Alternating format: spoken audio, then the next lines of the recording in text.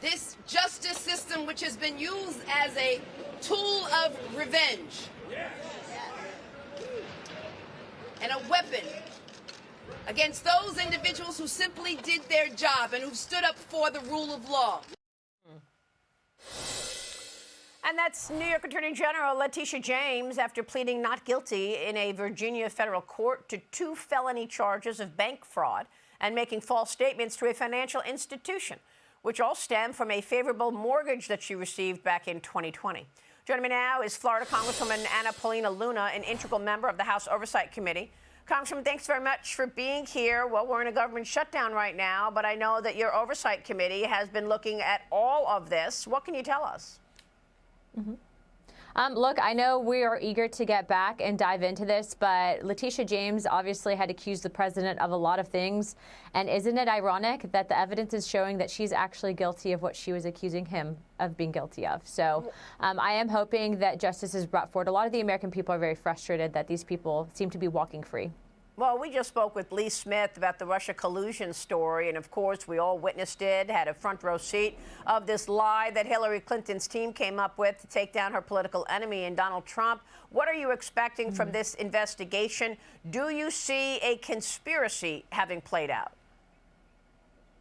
Oh, most certainly. I think that this is expansive, something of which Tulsi Gabbard, when she released those files from ODNI, of which I know that the CIA director Radcliffe had actually discovered when he was over at ODNI.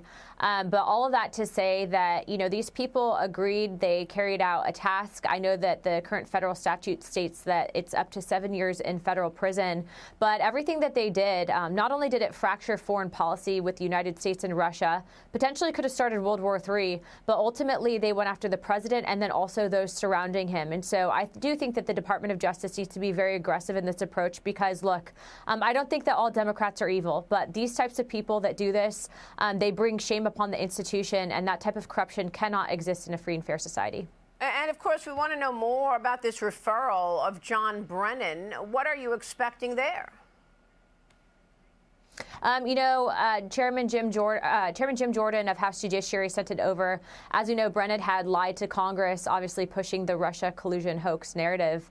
But ultimately, you know, just 2 days ago, Brennan had gone on and said that this was basically a weaponized DOJ and Congress against him, when in actuality, Maria, we know for a fact, again, that the Russia collusion hoax was fake, that it never happened. And Brennan was in charge of that, especially, you know, being head of the CIA. So ultimately, I do believe that these people, I'm going to ask Pam Bondi, please, please, please bring charges against these people, because ultimately, if they walk free, you have the American people that have lost faith in our justice system. But more importantly, we are in a position now in our country where we can truly correct the wrongdoings of the previous administration and the wrongdoings of the Obama administration. And if we don't do it now, it's never going to happen. Well, I mean, it wasn't just that it ripped the country apart and it was just a complete lie that went viral across the world, but there was also a fair amount of dereliction of duty. Given the president, a sitting president, needed to constantly be on defense about collusion and what they should have been doing with regard to China. And Congresswoman, I want to get your take on this government shutdown. Sean Duffy, the Transportation Secretary, just joined me at the top of the show.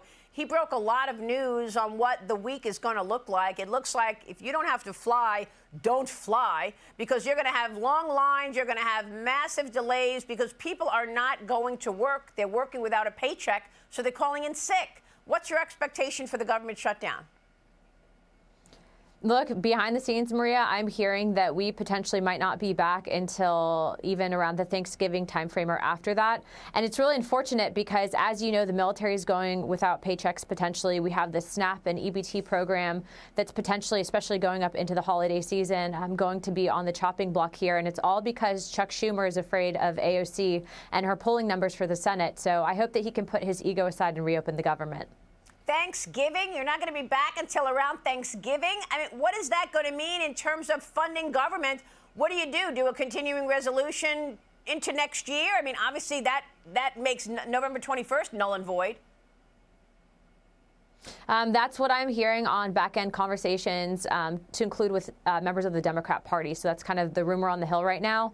And I would prefer to be back. We have a lot of work that we're unable to do because we're not in session. Frankly, there's a lot of constituent services that are hard to provide for residents here, not just here, but across the country as a result of the government shutdown. But yeah, that's unfortunately what we're hearing. And I think that would push us probably to another CR.